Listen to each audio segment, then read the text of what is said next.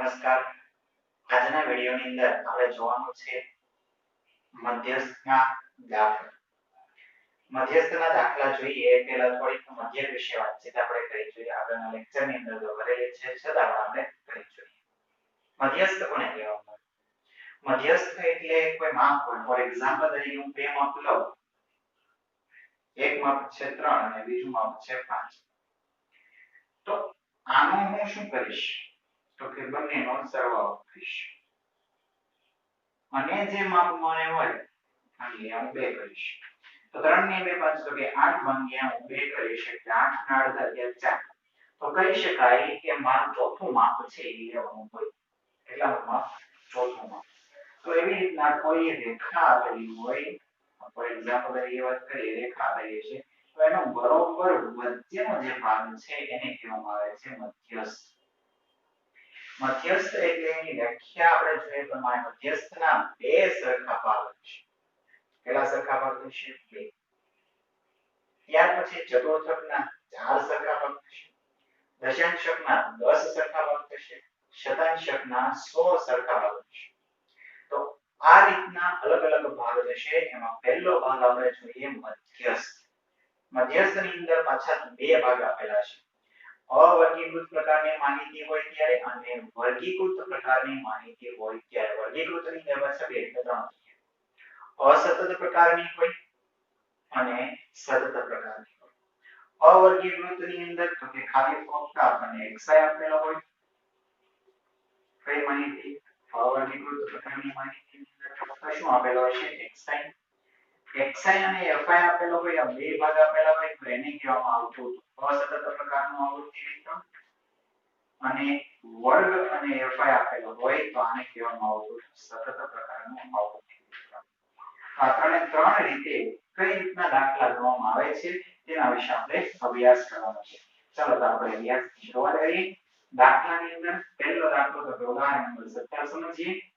ઉદાહરણ નંબર 17 શું કહે છે? તો કે જુદા જુદા સપ્તાહમાં એક ફેક્ટરીમાં ઉત્પાદન થયેલ એકમોની સંખ્યા 80, 85, 90, 93, 80, 72, 63, 55 છે. તો ઉત્પાદનનો મધ્યક શોધો. હવે તમે મધ્યસ્થ અને તેના સ્થાનીય માપ કોઈ પણ ગણો એટલે સૌપ્રથમ તેને કયા ક્રમમાં ગોઠવવામાં આવશે? ચડતા ક્રમમાં. ચલો ચડતા ક્રમની અંદર આપણે ગોઠવીએ. ચડતા ક્રમમાં ગોઠવો તો સૌપ્રથમ આમાંથી નાનો ભાગ કયો થશે? 55 થશે. ત્યાર પછી આવશે 63. એનાથી વધતા ચડતો ક્રમ એટલે પહેલા નાનો ભાગ હોય ને પછી કયો ભાગ હોય? મોટો. નાનાથી મોટા ભાગ બાજુ જવાનું હોય છે. 55, 63 પછી આવશે 68. 68 પછીના ભાગની અંદર શું આવશે? તો કે 72. 73, 74, 75, 77, 78, 79, 80 પછી આવશે 80. 81, 82, 82 વખત છે એટલે બે વખત લખીશું આપણે. 80 જેટલી વખત હોય એટલી વખત લખવાનું. 82, 83, 84, 85 આવશે. 86, 87, 88, 89, 90, 91, 92, 1, 2, 3, 4, 5, 6, 7, 8, 9. 9 થી આમાં ગણી લો 1, 2, 3, 4, 5, 6, 7, 8 અને 9. તો આ રીતના ચડતા ક્રમમાં પહેલા ગોઠવવામાં આવશે. ત્યાર પછી હવે આ કયા પ્રકારની માહિતી કહેવાય? તો કે ખાલી ફક્ત આપણને xi આપેલી છે એટલે અવર્ગીકૃત પ્રકારની માહિતી ગણવામાં આવે છે. માટે મધ્યસ્થ બરાબર એટલે કે m બરાબર n + 1/2 માં અવલોકનની કિંમત. ચલો n + 1 એટલે n કેટલા થશે? તો કે 9 + 1/2 માં અવલોકનની કિંમત. 9 ને કેટલા થશે? 10/2 માં અવલોકનની કિંમત. ખાસ ધ્યાન આપજો વિદ્યાર્થી ભૂલ અહીંયા કરે છે. 10/2 કરશે એટલે કેટલા આવશે? 5.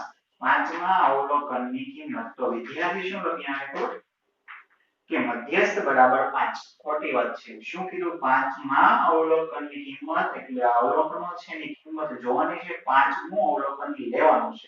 એટલે 5મું અવલોકન ગણો તો આ 1, 2, 3, 4, 5.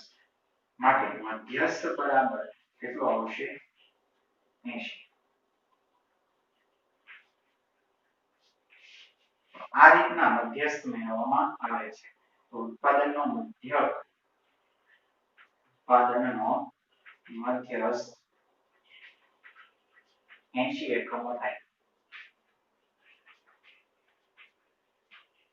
ચલો એવી રીતના હવે જોઈએ આપણે ઉદાહરણ નંબર 18 એક વિસ્તૃત પ્રમાણમાં આપ્યું છે। એક ફેરિયાના છેલ્લા 10 દિવસનો નફો આપેલો છે। કેટલા દિવસનો? 10 દિવસનો। નીચે આપેલ છે તો નફાનો મધ્યસ્થ શોધો। શેનો મધ્યસ્થ મેળવવાનો કીધો? નફાનો। ચાલો સૌપ્રથમ આપણે ચડતા ક્રમમાં ગોઠવવામાં આવીશું। ચડતા ક્રમમાં આપણે ગોઠવીએ। ચડતા ક્રમની અંદર સૌથી નાનું અવલોકન કયું આવશે? જુઓ તો 249 આવશે। ત્યાર પછી એનાથી મોટો જોઈશો તો કેટલો આવશે? 255.5। 56 થી 57 એટલે આવશે 257।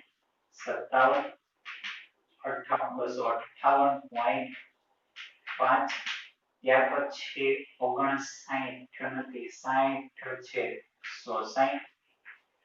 261.5 262.5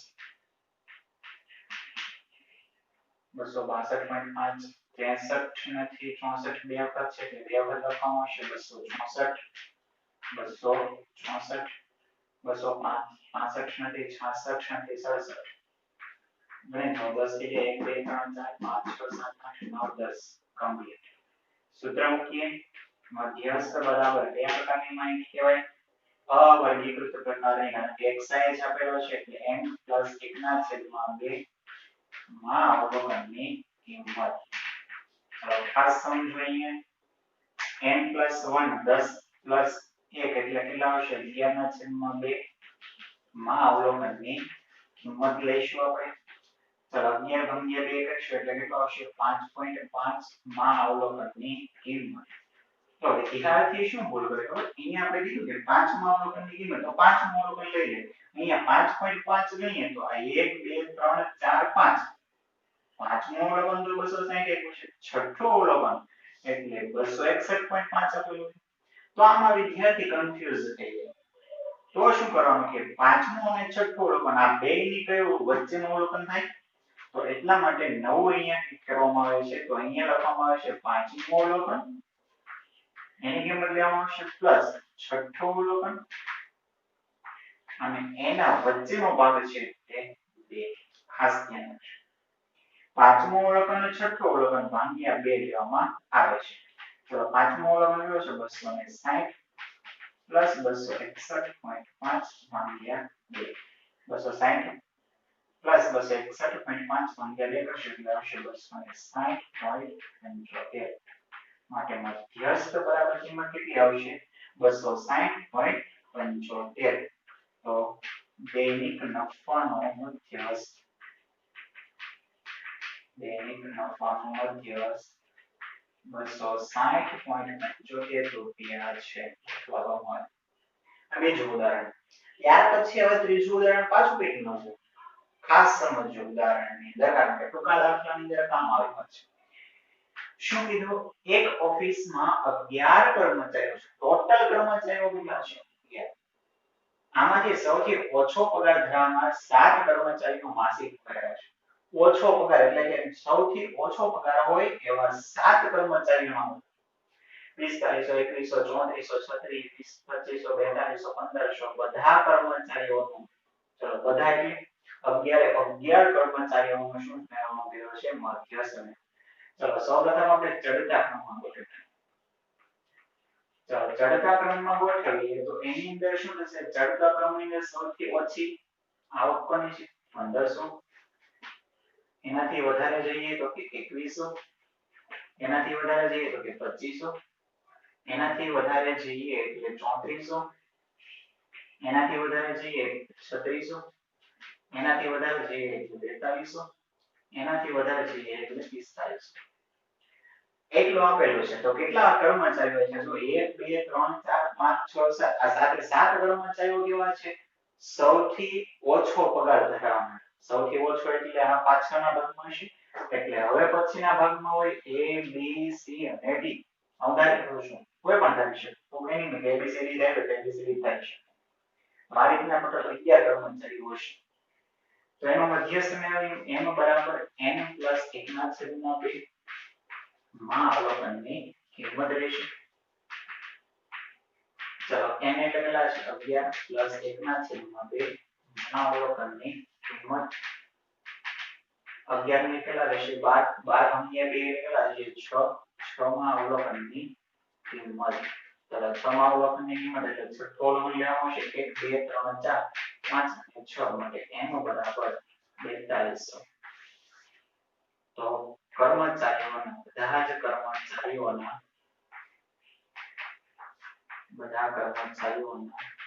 પગારનો મધ્યસ્થ 4200 રૂપિયા બરાબર છે 4200 રૂપિયા તો આ રીતના ત્રણ દાખલાઓ આપેલા છે હવે પછી આપણે જોશું કે વર્ગીકૃત પ્રકારની માહિતી આપેલી હોય ત્યારે એમાં અસતત આવૃત્તિ વિતરણ હોય અને સતત આવૃત્તિ વિતરણ હોય ત્યારે મધ્યસ્થ કેવી રીતના મેળવવામાં આવે છે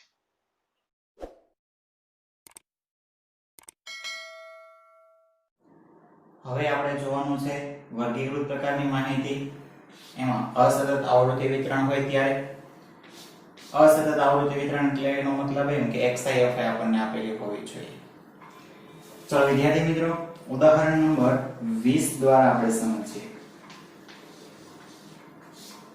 ઉદાહરણ નંબર 20 શું કહે છે રકમની અંદર ધ્યાન એક મહિનામાં એક વર્ગમાં ગેરહાજર રહેલા વિદ્યાર્થીઓની નોંધ નીચેના કોષ્ટકમાં દર્શાવેલી છે વિદ્યાર્થી દીઠ ગેરહાજર દિવસોની સંખ્યાનો મધ્યસ્થ શોધો શું મેં એવું કીધું ગેરહાજર દિવસોની સંખ્યાનો મધ્યસ્થ પહેલા આપણને આપેલો છે ગેરહાજર દિવસોની સંખ્યા ગેરહાજર દિવસોની સંખ્યા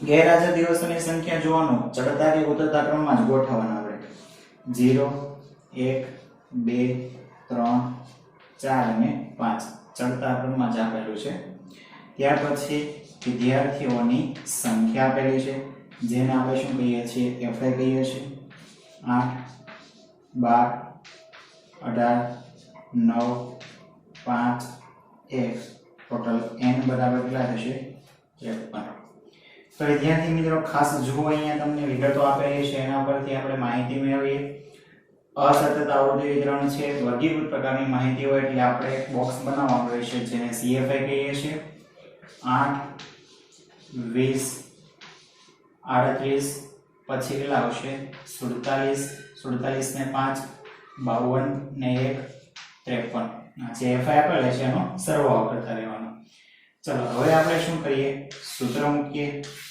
ચાલો વર્ગીકૃત પ્રકારની અંદર અસતત માહિતી આપેલી ત્યારે મધ્યસ્થનું સૂત્ર શું છે n + 1/2 માં અવલોકનની કિંમત શેમાં જોતા CFI માં જોતા તેની સામેનો xi આપણે લેવાનો છે ચલો n/n + 1 એટલે કે 53 + 1/2 માં અવલોકનની કિંમત CFI માં જોતા તેની સામેનો xi 53 ને 1 54 54 ભાગ્યા 2 કરશો એટલે કેટલા આવશે 27 27 માં અવલોકનની કિંમત CFI માં જોતા તેની સામેનો xi CFI ની અંદર જો 27 આની અંદર આવશે ને આ તો 20 સુધી જ આવે અહીંયા 38 એટલે 20 21 22 23 24 25 27 28 એ રીતના આવશે એટલે 38 સુધીની અંદર જોઈએ તો 27 નું અવલોકન આવી છે એની અંદર માટે મધ્યસ્થ m કેટલા આવશે 2 ચાલો એની પાછળ આપણે એકમો લગાડીએ તો એકમ કેવો આવશે દિવસો ચાલો આ માહિતીથી આપણે ઉદાહરણ નંબર 20 હવે એવી જ રીતના જોઈએ ઉદાહરણ નંબર 21 એની અંદર શું તફાવત આપેલો છે વિદ્યાર્થી મિત્રો રકમની અંદર ધ્યાન બધાનું જુદા જુદા ટાઇપિસ્ટોએ એક રિપોર્ટ ટાઈપ કરવા માટે લાગેલો સમય નીચેની માહિતીમાં આપેલો છે તે પરથી ટાઈપિંગના સમયનો મધ્યસ્થ શોધો ચાલો ટાઈપિંગનો સમય આપેલો છે ટાઈપિંગનો સમય તો વિદ્યાર્થી મિત્રો ટાઈપિંગનો સમય જો તો 10 11 12 13 14 ચડતા ક્રમમાં જ આપ્યો છે એટલે એ જ પ્રમાણે લખશું 10 11 12 13 અને 14 ટાઇપિસ્ટોની સંખ્યા આપેલી છે ટાઇપિસ્ટોની સંખ્યા જેને આપણે fi કહીએ છીએ. કેટલી આપેલી છે? 5 7 8 15 અને 5 અને n બરાબર કહેશો તો કેટલા આવશે? 40. ચલો આપણે માહિતી પ્રમાણે જોતા જઈએ.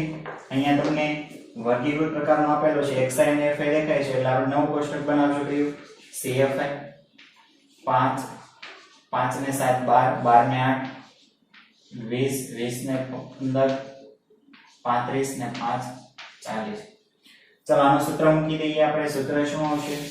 તો કે મધ્યસ્થ n n + 1/2 માં અવલોકનની કિંમત CFI માં જોતા તેની સામેનો xi તમારે પૂર્ણ લખવાનું, બરોબર? n + 1 40 + 1/2 માં અવલોકનની કિંમત CFI માં જોતા તેની સામેનો xi. ચલો 40 + 1 41/2 માં અવલોકનની કિંમત CFI માં જોતા તેની સામેનો xi. ચલો 41/2 કરશો એટલે જવાબ કેટલો આવશે? 20.5 માં અવલોકનની કિંમત CFI માં જોતા તેની સામેનો xi. 20.5 એટલે એનો મતલબ 20.5 એટલે શું થાય? તો કે 20 મો અવલોકન હોય અને 21 મો અવલોકન હોય એનો કેટલામો ભાગ હોય? બીજો ભાગ હોય. અડધો ભાગ હોય તે થાય ને 20.5. 20.5 આવી રીતના મળે. 20 + 21/2 તો 20 મો અવલોકન 21 મો અવલોકન ભાગ્યા 2 એ રીતના આપણને અવલોકન મળેલું છે. તો અહીંયા મધ્યસ્થ m = શું થશે? તો કે 20 મો અવલોકન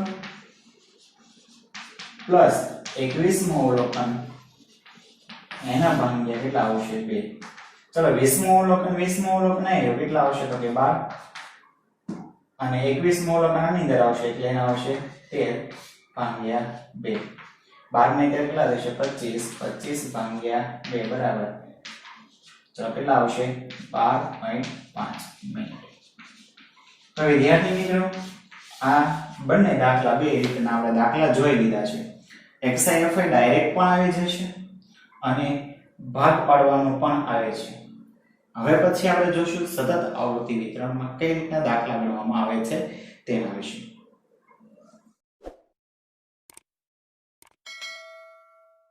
ચલો હવે આપણે જોવાનું છે વર્ગીકૃત પ્રકારની માહિતી આપેલી હોય અને એની અંદર સતત આવૃત્તિ વિતરણ આપેલું હોય. ચલો સતત આવૃત્તિ વિતરણ મીન્સ શું થશે? તો કે આપણને વર્ગ અને fi આપેલી હોય ત્યારે દાખલો કઈ રીતના ગણવામાં આવે છે તેના વિશે આપણે માહિતી મેળવીએ. ચલો તો એ માટે આપણે જોવાનું છે ઉદાહરણ નંબર 22. ચલો ઉદાહરણ નંબર 22 પેજ નંબર 87 ઉપર આપેલું છે વિદ્યાર્થી મિત્રો. શું કહે છે? રકમની અંદર ધ્યાન. એક બેંકમાં દર દિવસે ભરાયેલા ચેકની સંખ્યાનું આવૃત્તિ વિતરણ નીચે પ્રમાણે આપેલું છે. ચલો ચેકની સંખ્યા આપેલી છે. શું આપેલી છે? ચેકની સંખ્યા. ચલો ચેકની સંખ્યા એટલે અહીંયા આપણને શું આપેલો કહેવાય? વર્ગ. વર્ગ શું આપેલો છે? 0 થી 39, 40 થી 79, 80 થી 119, 120 થી 159, 160 થી 199. ત્યાર પછી તમને શું આપેલું છે? દિવસોની સંખ્યા. ચલો દિવસોની સંખ્યા એટલે એને આપણે શું કહેશું? fi. ચલો fi કેટલી આપેલી છે? 2 14 23 7 અને 4. ચલો ટોટલ આનો સરવાળો કરશો એટલે જવાબ કેટલો આવશે? તો કે 50, જેને આપણે n કહીએ છીએ. તો વિદ્યાર્થી મિત્રો અહીંયા તમને વર્ગ અને fi આપેલી છે. તો સૌપ્રથમ આપણે શું મેળવવાનો કીધો છે? તો કે ભરાયેલા ચેકની સંખ્યાનો મધ્યસ્થ શોધો. ચલો મધ્યસ્થ માટે આવે જ્યારે વર્ગ અને fi નું સૂત્ર આપેલું ત્યારે મધ્યસ્થ n/2 માં અવલોકનની કિંમત CFI માં જોતા તેની સામેનો શું પસંદ કરવામાં આવશે? વર્ગ. CFI તો CFI કોષ્ટક બનાવવું પડશે. CFI એટલે એનો મતલબ શું થશે? તો કે ઉપરથી સરવાળો કરતો જવાનો. 2 14 ને 2 16 17 18 19 ને 20 કેટલા થશે? 39 39 ને 7 46 અને 50. ચલો CFI પણ બની ગઈ. ચલો હવે શું કરવાનું છે? તો કે આપણે કિંમત મૂકી દઈએ અને એમાં મેળવીએ. n કેટલા આપેલા છે 50 ના છેદમાં 2 માં અવલોકનની કિંમત CFA માં જોતા તેની સામેનો વર્ગ. તો વિદ્યાર્થી મિત્રો તમને અહીંયા દર્શાવવામાં આવેલું છે 50 ભાગ્યા 2. 50 ભાગ્યા 2 કરશો એટલે જવાબ કેટલો આવશે 25. 25 માં અવલોકનની કિંમત CFA માં જોતા તેની સામેનો વર્ગ માટે વર્ગ શું પસંદ થશે? 25 માં અવલોકનની કિંમત જો 239 આમાં આવશે ને એટલે એનો વર્ગ કેવો આવશે 80 થી 119. ચલો વર્ગ પસંદ થઈ ગયા બાદનું સૂત્ર આપણું શું છે તો કે મધ્યસ્થ m = l + n/2 - CFI ના છેદમાં FI * C. ચલો l એટલે અધઃસીમા બિંદુ. અહીંયા જો આ કયા પ્રકારનું આવૃત્તિ વિતરણ કહેવાય? અનિવાર્ય પ્રકારનું આવૃત્તિ વિતરણ. કયા પ્રકારનું છે? અનિવાર્ય પ્રકારનું આવૃત્તિ વિતરણ. તો આ અધઃસીમા કહેવાય ને આને ઉર્ધ્વસીમા કહેવાય. તો આપણે તો l એટલે અધઃસીમા બિંદુ જ હતું. તો આમાંથી 0.5 શું કરવાના રહેશે? બાદ કરવાના રહેશે. ચલો 0.5 બાદ કરો એટલે l = કેટલા આવશે? 79.5 + n/2 કેટલા આવેલા છે? 25 માઈનસ CFI. CFI એટલે જે વર્ગ પસંદગીઓ છે એની ઉપરની CFI આવરો વર્ગ એવો આખો વર્ગ એની ઉપરની CFI એટલે કેટલી આવશે?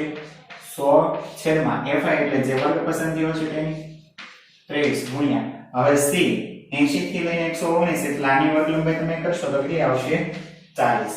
તો વિદ્યાર્થી મિત્રો હવે આપણે શું કરવાનું છે તો કે અહીંયા આપણે 25 માંથી 100 બાદ કરવાના છે ભાગ્યા 23 કરશું ગુણ્યા 40.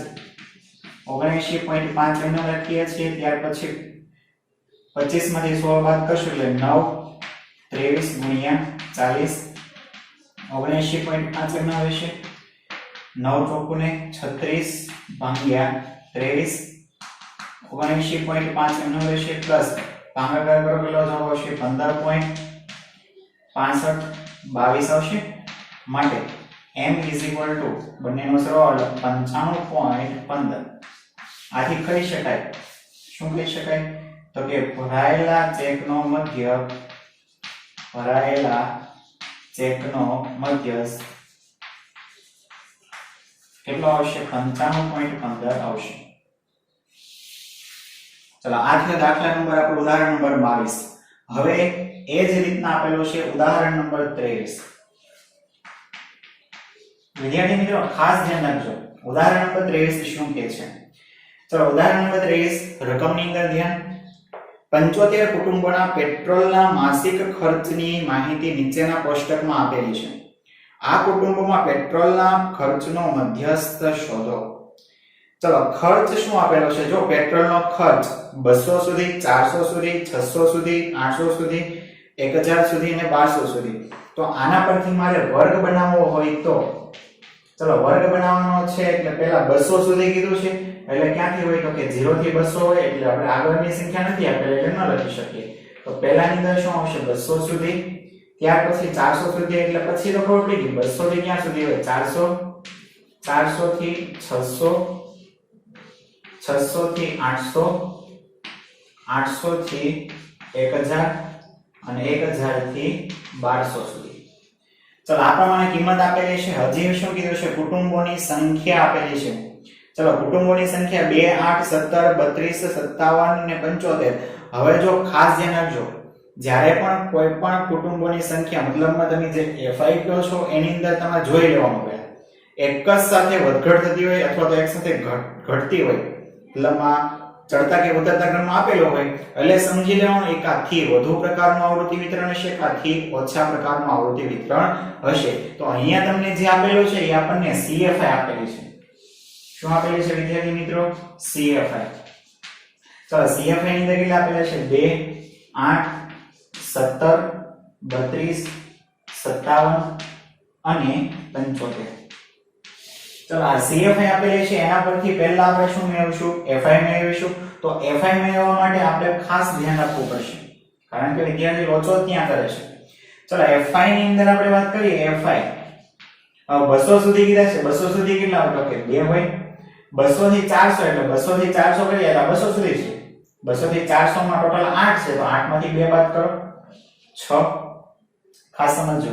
ત્યાર પછી 400 થી 600 સુધી 18 માંથી 7 17 માંથી 8 બાદ કરો કેટલા આવશે? 9. 600 થી 832 માંથી 17 તમે બાદ કરશો તો કેટલા જવાબ આવશે 15. 800 થી 1057 માંથી 32 બાદ કરશો એટલે કેટલા આવશે 25. અને ત્યાર પછી 1000 થી 1200 સુધીની વાત કરીએ 1000 થી 1200 સુધી તો કે 75 માંથી 57 બાદ કરશો એટલે જવાબ કેટલો આવશે 18. અને આપણે એનો સરવાળો કરશું n તો n કેટલા આવશે 75 જેને આપણે સિગ્મા fi કહીએ છીએ. ચલો આ પ્રમાણે હવે આપણે શું મેળવવાનો છે એનો મધ્યસ્થ મેળવવાનો કીધો છે. શું મેળવવાનો કીધો એનો મધ્યસ્થ. તો વર્ગ પ્રમાણેનું સૂત્ર આપેલું છે એટલે એનું મધ્યસ્થનું પહેલું સૂત્ર શું આવે n n/2 માં અવલોકનની કિંમત શેમાં જોવાની છે CFA માં જોતા તેની સામેનો પહેલા તો વર્ગ પસંદ થશે. ચલો n/2 75 આપેલા છે 75 ભાગ્યા 2 માં અવલોકનની કિંમત CFA માં જોતા તેની સામેનો વર્ગ 75 ભાગ્યા 2 કરશો એટલે કેટલા આવશે 37.5. ચલો મધ્યસ્થની કિંમત આપણે શું મળશે તો કે 37.5 માં અવલોકનની કિંમત CFA માં જોતા એટલે એની સામેનો જે વર્ગ છે એ વર્ગ આપણને પ્રાપ્ત થશે. ચલો CFA ની અંદર જુઓ મેં આવી રીતે લખેલું છે તમે FI પહેલા લખો અને પછી CFA લખો તો પણ ચાલશે બરાબર. આ તમારે સમજાવવું પડે એટલા માટે આવી રીતના લખેલું છે. જો વિડિયો ગમે તો લાઈક કરો ચેનલને સબસ્ક્રાઇબ કરવાનું ભૂલશો નહીં. તો વિદ્યાર્થી મિત્રો વર્ગ કયો આવશે 37.5 CFA ની અંદર જો 57 37.5 આની અંદર આવશે એટલે વર્ગ આપણો આવશે 800 થી 1000 સુધીનો. ચલો 800 થી 1000 સુધીનો. અહીંયા જો 80 થી 119 પછી 120 આવી જાય છે એટલા માટે એને અનિવાર્ય પ્રકારનું કીધું. 600 થી 800 800 થી 800 આવે છે એટલે આ કયા પ્રકારનું હશે નિવારક પ્રકારનું આવૃત્તિ વિતરણ. ખાસ યાદ રાખજો નિવારક પ્રકારનું આવૃત્તિ વિતરણ હોય ત્યારે જે અધસીમા હોય છે એ જ શું ગણવામાં આવે છે અધસીમા બિંદુ. માટે m l + n/2 - CFI ના છેદમાં FI ગુણ્યા c. ચલો l ની કિંમત કેટલી આવશે અહીંયા 800 n/2 કેટલા આવશે 37.5 CFI એટલે જે પસંદ થયું છે એની ઉપરની એટલે કઈ આવશે 32 FI કેટલી આવશે તો કે 25 ગુણ્યા c. હવે c એટલે વર્ગ લંબાઈ 800 થી 1000 એટલે કેટલી વર્ગ લંબાઈ આવશે 200. 800 એમ નંબર આવવા દઉં છું 37.5 - 32 કરશો એટલે 5.5 ગુણ્યા 200 ભાગ્યા 25 800 એમ રહેશે પ્લસ 1100 ભાગ્યા 25 બરાબર 800 પ્લસ 44 માટે m = 844. તો મધ્યસ્થ આપણને કેટલો મળશે 844. કહી શકાય કે પેટ્રોલના ખર્ચનો મધ્યસ્થ 844 રૂપિયા થાય. તો વિદ્યાર્થી મિત્રો આજના વિડિયોની અંદર આપણે અવર્ગીકૃત પ્રકારની માહિતી આપેલી હોય ત્યારે અને વર્ગીકૃત પ્રકારની માહિતી આપેલી હોય ત્યારે મધ્યસ્થ કેવી રીતના મેળવવામાં આવે છે તેના વિશે આપણે અભ્યાસ કરેલો છે. તો આ માટેના પ્રેક્ટિસ માટેના દાખલા તમને વિડિયોના અંતે આપેલા છે કે કયા કયા પ્રેક્ટિસ માટેના દાખલા છે તો તમે જરૂર ને જરૂર ગણજો.